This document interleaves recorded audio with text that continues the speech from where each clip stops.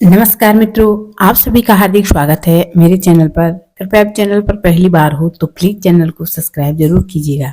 शनि और राहु ऐसे दो ग्रह हैं जो जिनको ज्यादातर जन्म कुंडली के अंतर्गत नेगेटिव ऊर्जा देने वाले ग्रह माने जाते हैं। बहुत कम लोग ये जानते होंगे कि अगर इन दोनों की ग्रह स्थिति अगर किसी के पक्ष में कार्य करना प्रारंभ कर दे तो वो व्यक्ति दिनों दिन और रातों रात बहुत ज्यादा लाभ प्राप्त कर सकता है, अपने सपनों को पूरा कर सकता है और बहुत कम समय के अंतर्गत में ऐसा व्यक्ति ऊंचाइयों को छू सकता है।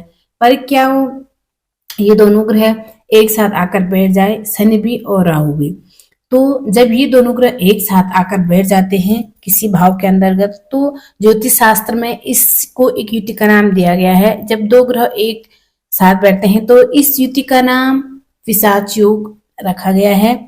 पिशाच योग में क्योंकि दोनों ही कहीं ना कहीं नेगेटिव ऊर्जा या नकारात्मक प्रभाव देने वाले ग्रह हैं, तो एक साथ आते हैं जब तो पिशाच वृद्धि बढ़ जाती है, पिशाच योग बन जाता है। कई लोगों को ये नकारात्मक ऊर्जा देती है और कई लोगों के जीवन के अंदर ये परेशानियां भी बढ़ा देता है। अब इसी विषय में चर्चा करूंगी कि कर्क राशि पर इसका क्या प्रभाव है। कर्क राशि वालों को इससे डरने की बात लग रही है या कर्क राशि वालों को अब उनके सपनों में कुछ लाभ मिलता हुआ नजर आ रहा है, तो अंततः बने रहेगा वीडियो तक।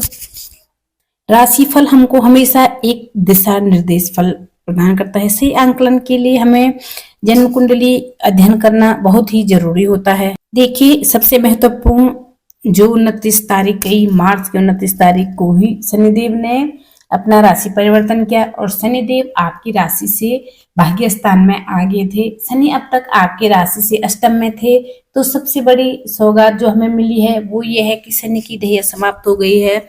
मुख्यतः जो व्यक्ति 2.5 साल के अंतर्गत में बड़े बड़े संकट देखे होंगे, जो सोचा भी नहीं था अपने जीवन में वो समय देखा, आप सभी को मैं ये कहना चाहती हूँ कि एक बहुत बड़ी परीक्षा दी आपने, परीक्षा का रिजल्ट भी मिला आपको और रिजल्ट मिलने के बाद, परीक्षा देने के बाद व्यक्ति के जीवन के और उसके व्यक्तित्व के अंदर सुधार होता है। आपके अंदर भी कुछ कमियां हो सकती है, ऐसी चीजें थी जिनके कारण आप उन चीजों में फंसे, अब वो सुधार की तरफ चली गई है।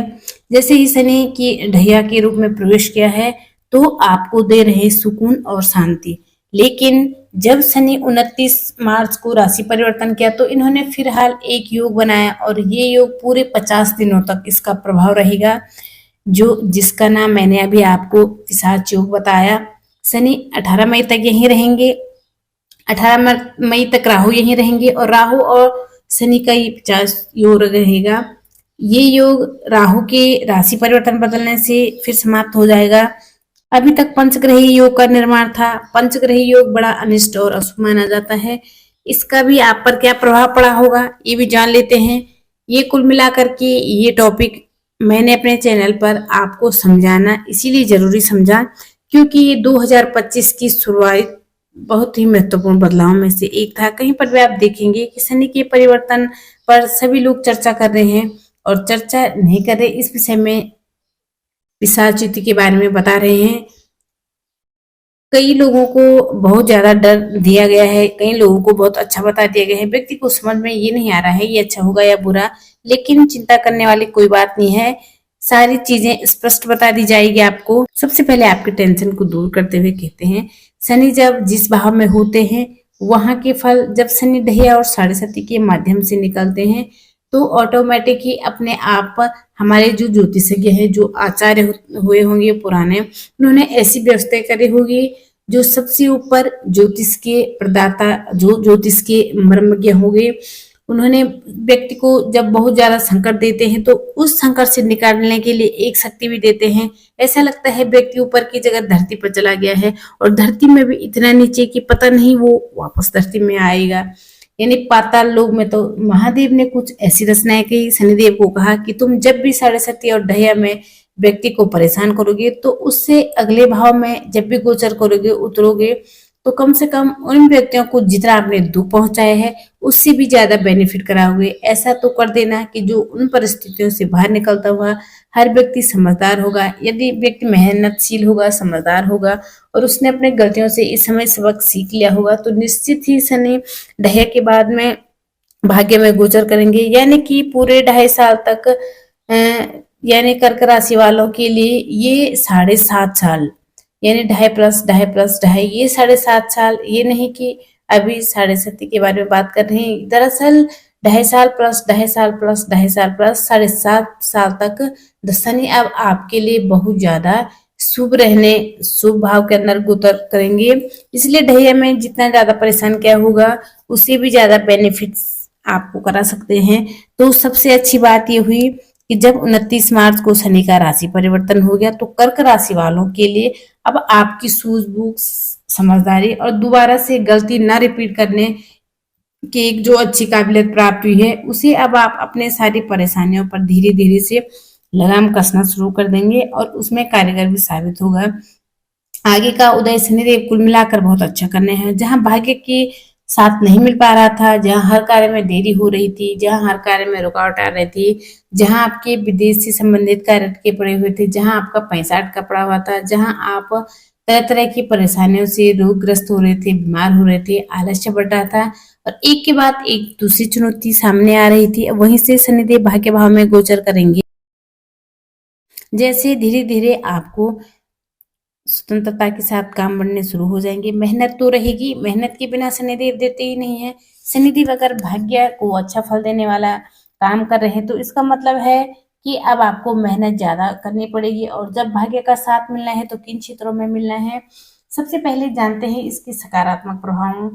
ये भाग्य वृद्धि का सूचक है, यानी कि आने वाले कुछ वर्षों के अंतर्गत आपके जीवन के सबसे बड़े प्रयोजनों में सफलता प्राप्त हो सकती है। फिलहाल इन 50 दिनों में, 50 दिन के अंतराल में ये किस तरह से आपको बेनिफिट दिलाएंगे, इस पर भी विचार करेंगे।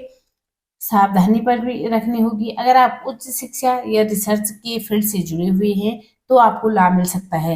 यहाँ पर धार्मिक और आध्यात्मिक उन्नति भी प्राप्त हो सकती है, जिससे अब आपका मन शांत होगा और जो जो आपको परेशानियों का अनुभव हुआ था, जैसे जैसे मानसिक तनाव बढ़ा था, 10 मानसिक तनाव में 10 तरह के रोग प्रदान करता है। सबसे अच्छा कौन से करियर्स के लिए ये योग हो सकता है? लॉ के लिए, रिसर्च के लिए, साइंस के लिए, मैनेजमेंट के लिए और आयुर्वेदिक यानी मेडिकल डिपार्टमेंट के लिए। अगर आपका करियर बताए गए करियरों से जुड़ा हुआ है, तो निश्चित यहाँ पर कुछ न कुछ बेनिफिट शनि और राहु की कंजक्शन आपको प्रदान कर सकते हैं। परंतु हर सिक्के के दो पहलू होते हैं। इस प्रकार से अगर कुंडली में शनि अथवा राहु की स्थिति बहुत ज्यादा विपरीत हुई, तो उस अवस्था में क्या सावधानी और क्या प्रभाव हो सकता है, इस पर भी जान लेते हैं। तब आपको गुरु, पिता यानी बड़े अधिकारी से संबंधों में कुछ न कुछ तनाव महसूस होगा और पहले से कोई कानूनी मामला या विवाद चल रहा था, तो उसमें अचानक से आपको उठापटक की स्थिति देखने को मिल सकती है। लेकिन ज्यादा संभावना है आप धीरे धीरे करके ऐसी गतिविधियों से आप बाहर निकल पाएंगे।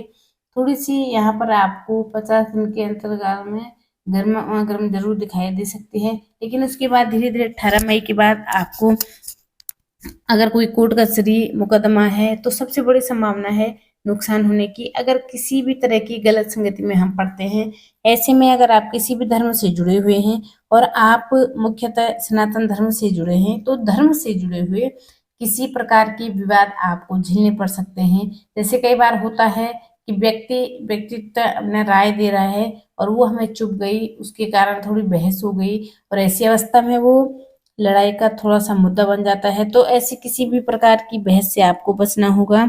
हालांकि जब अपने ऊपर कोई बात आती है, अपने धर्म पर कोई बात आती है, तो व्यक्ति को बोलना ही पड़ता है और थोड़ा इस हिसाब से बोलेगा किसी प्रकार के मैटर में न फंसे। विदेश में रहने वाले लोगों को सावधानियां बरत दे सकती है, डॉक्यूमेंट में किसी भी प्रकार की ढिलाई ना हो, क्योंकि अभी देखा जा सकता है कुछ समय के लिए आपके कार्यों में थोड़ी देरी होना प्रारंभ हो सकता है। अगर आपका कोई काम है या आपको लगता है मैं ऐसे कर लूंगा और विदेश से जुड़ा हुआ काम है, तो आपको बहुत जल्दी जल्दी उन कामों को करना पड़ेगा। ढिलाई बिल्कुल भी आपको बर्दाश्त नहीं होगी, क्योंकि शनि को थोड़ा प्रभावित करेंगे, राहु प्रभावित करेंगे और थोड़ा राहु शनि को प्रभावित करेंगे। अब बात कर रहे हैं कि इन कंजक्शन का आपके व्यापार और नौकरी पर क्या असर डालेगा। तो अगर आपको बताया जा चुका है कि जो आध्यात्मिक से जुड़े हुए कार्यों में हैं उनको लाभ होगा। जो लोग विदेशी कंपनियों में हैं मुख्यतः उन लोगों को, जैसे कि एमएनसीज कंपनियों में हैं, उनको कुछ ना कुछ बेनिफिट इस कंजक्शन में दिखा दे रहा है। टूरिज्म में या पर्यटन क्षेत्रों में जबरदस्त लाभ देखने को मिल सकता है। साथ ही लॉ, न्याय अथवा सरकारी क्षेत्रों के लिए ये समय कुछ न कुछ लाभदायक हो सकता है।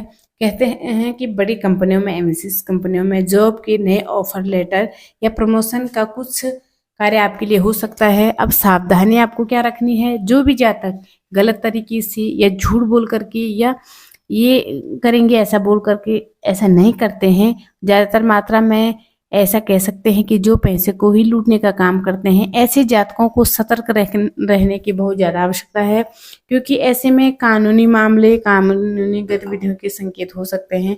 और अगर आप विदेश में कानूनी कागजात में किसी प्रकार की ढिलाई नहीं चाहिए। जो लोग पार्टनरशिप में काम करते हैं उन्हें अनबन का सामना करना पड़ सकता है। कोई भी विवाद है तो उसे बैठकर आप तसल्ली पूर्वक सुलझा सकते हैं। अगर आप ट्रांसपोर्ट, लॉजिस्टिक्स, एजुकेशन इंडस्ट्री में हैं तो सावधान रहिएगा, कुछ न कुछ षड्यंत्र होने के चांसेस भी बन सकते हैं। और अगर आप किसी भी प्रकार के परिसर में हैं और आप उस परिसर में अपनी धार्मिकता को ज़्यादा दिखा रहे हैं या धार्मिकता और वहाँ पर अन्य धर्म का कोई न कोई समुदाय है, तो उस अवस्था में किसी भी प्रकार का विवाद का संकेत दिखाई दे रहा है, तो आप कुल मिलाकर के फिलहाल 50 दिनों में किसी विवाद में मत फंसिएगा। अब जान लेते हैं पंचग्रह योग के प्रभाव में। जो ये पंचग्रह योग बना है 29 तारीख में ही बना है, तो इसका राहु पर और शनि पर दोनों पर ही पंचग्रही अनिष्ट माना जाता है। तो इस अवस्था में क्या सावधानी रखनी है, अहंकार को बढ़ावा नहीं देना है। विशेष रूप से जब भी आप लंबी दूरी की यात्रा प्लान करें तो अपने पास किसी सामान की कमी नहीं होनी चाहिए।